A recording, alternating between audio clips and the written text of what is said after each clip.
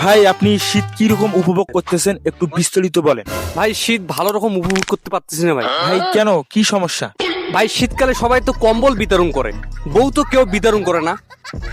শীতকালে কম্বলের থেকে বউর প্রয়োজনটা বেশি না? কি যাইরে রে, শীতকালে তো সবাই তো বিয়ে করতে চায়, গোসলটা ঠিক মতন করেন তো? করি তো, মন পরিষ্কার থাকলে গোসলের কি দরকার? সপ্তাহে একদিন করলেই তো হয়ে যায়। মন তো সবসময় পরিষ্কার থাকে, এখানে গোসল করার কি আছে?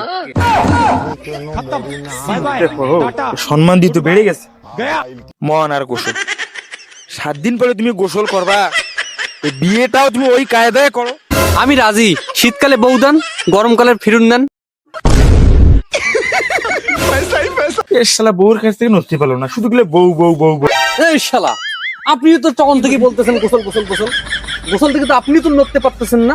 শীতকালে কি আপনার কোনো কিছু ভালো না? আর শীতকালে কি আপনার কোনো কিছু পছন্দ হয় না? লাগে ভাই, আমাকে একটা জিনিসই খুব ভালো লাগে, মানুষ বিড়ি খেলে থিত পায় না। এই জাইরে পোলাপান তো নষ্ট হয়ে গেছে।